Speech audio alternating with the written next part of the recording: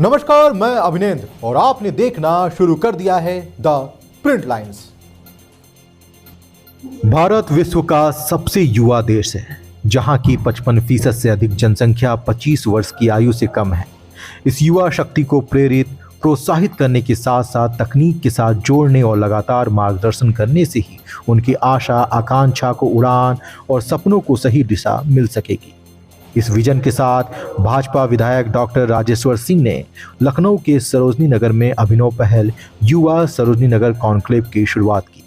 इस पहल के माध्यम से सरोजनी नगर विधानसभा क्षेत्र के लगभग सभी 100 कॉलेजों स्कूलों के छात्र छात्राओं को करियर सिलेक्शन, मोटिवेशन, गाइडेंस के साथ रिसोर्स भी उपलब्ध कराने के लिए 10 युवा सरोजनी नगर कॉन्क्लेव कराए जाएंगे।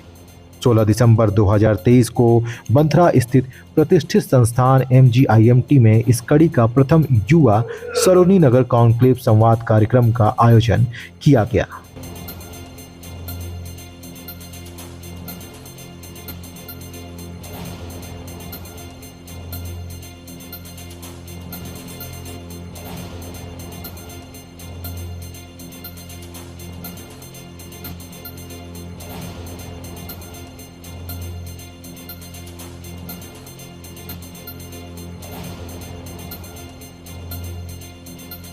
पीछे आप लोग को आवाज आ रही है ठीक से? तो सबसे पहले भारत माता की जय का वो करते हैं जिसके कारण हिंदुस्तान विश्व की सबसे बड़ी democracy and we are living in such a beautiful country. Bharat माता की, भारत माता की, भारत माता की। थैंक यू ग्रीटिंग, सबका स्वागत करता हूं। युवा साथियों से मिलके इतना ज़्यादा हर्ष होता है, मेरे पास शब्द नहीं है बयान करने के लिए। आप देश का भविष्य हैं। आने वाले 50 वर्षों तक हिंदुस्तान आपके कंधों पे रहेगा। हिंदुस्तान को आपको एक आर्थिक महाशक्ति बनाना है, एक राजनीतिक महाशक्ति बनाना है, एक मिलिट्री सुपर पावर बनाना है और वर्ल्ड में नंबर 1 बनाना है। ये जिम्मा आप लोगों के ऊपर है।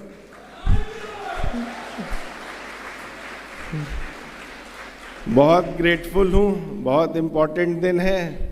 एक जापानीज प्रोवर्ब है कि 1000 घंटे की पढ़ाई या फिर एक दिन एक अच्छे टीचर के साथ व्यक्त किया हुआ समय, दोनों बराबर होते हैं। तो आज इतने अच्छे टीचर्स हमारे बीच में हैं, इतने अच्छे ज्ञानवान लोग हमारे बीच में हैं। हम लोग धन्य हैं और बच्चों को गाइड करने के लिए आए हैं। सब लोग आपके लिए आए हैं। आदरणीय शीलवंत जी, आदरणीय तिवारी जी, रचना मैम, सारिका मैम, शेखर साहब, एक बार इन लोगों के लिए जोरदार तालियां होनी चाहिए।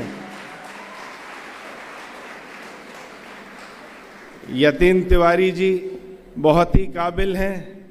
मैं इतना अच्छी बच्चों को कोचिंग दे रहे हैं, चाहे नीट की कोचिंग हो, चाहे इंजीनियरिंग की कोचिंग हो, क्लैट की कोचिंग हो, UPSC की हो, बच्चों को तैयार कर रहे हैं। आज के तारीख में इस प्रोग्राम का मकसद क्या था? मेरा मकसद ये था कि मैं भी इस दौर से गुजरा हूँ। ये ऐसा दौर होता है कि हमारे पास समय बहुत कम होता है। लगता है कि हमारे पास समय बहुत है, लेकिन समय बहुत कम होता है। 11th 12th इसके बाद आपको इंजीनियरिंग देना है या मेडिकल देना है या NDA का एग्ज़ाम देना है या फिर सिविल सर्विसेज के लिए जाना है, तो अच्छे कॉलेजेस में एडमिशन चाहिए और उसकी तैयारी करनी है। तो ये बहुत इम्पॉर्टेंट पीरियड लाइफ का होता है।